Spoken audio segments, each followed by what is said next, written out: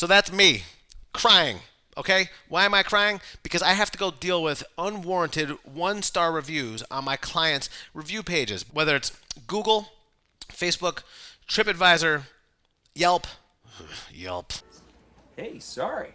You name it, it's got to be someone who's got to come out of the woodwork and leave an unwarranted or phony one-star review on my clients' pages. Now, what are you supposed to do if some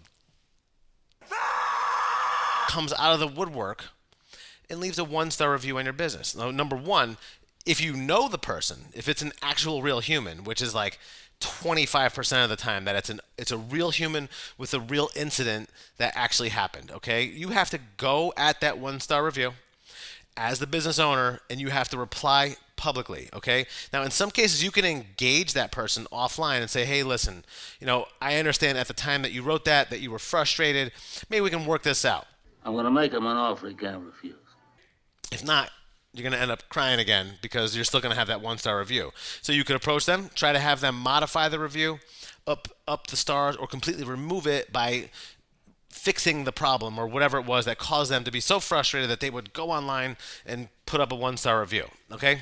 Now, in some cases, it's just an idiot. It's just a total moron. Boobs.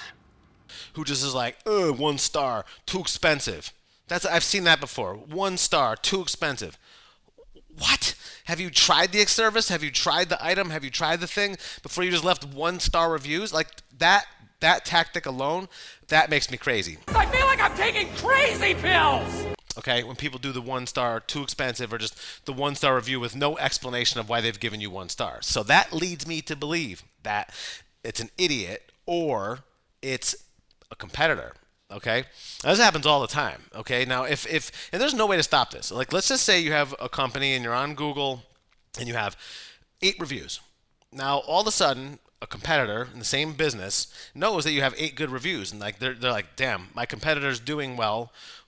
I gotta do something. So people get a little crazy, right? So you can go start a bunch of different accounts. Okay, let them sit there for time, and then randomly just go and throw a 1-star review on your competitor's page.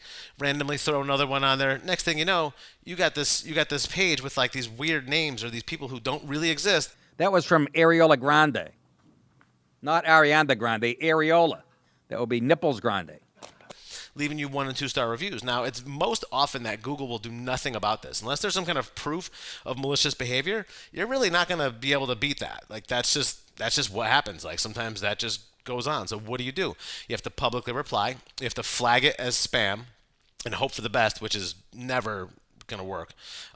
Or my advice to all the businesses that I work with is you would just have to have so many positive reviews that are rooted in reality from real people that other people are reading, that when they see the 1-star random review, they're just like, oh, that's obviously fake or a moron who just had a bad day.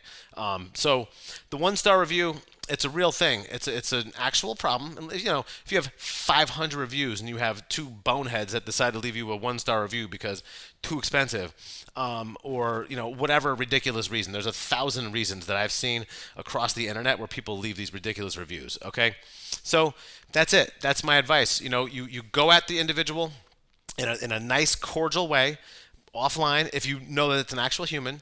And if you can't get to that person, then you have to respond publicly as the business owner in a nice, cordial way. You can't be just like,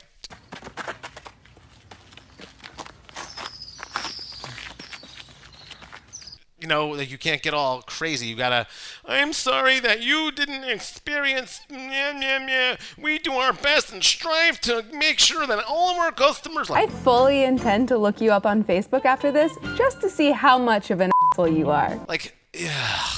Like, really, this is what as adults are reduced to, is going online and placating complete lunatics, publicly to save the face of our business. That's what it's turned into. So that's awesome. So you can do that. You can reply publicly and state your case and prove points and do all this other fun stuff. You could appeal to Google, Yelp, whatever, by flagging it as spam or as junk or whatever. Or just, you got to just keep getting those positive reviews and keep hammering positive reviews over and over again to make it so that it's glaring and obvious that when someone goes there that you have 30 amazing reviews by real people, and then you have just two boneheads, trolls, spammers, idiots, whatever you want to call them, leaving you ridiculous reviews. So that's it. That's the end of it. Reputation management, very important. Take it seriously. Michael Baker Digital. Good luck out there.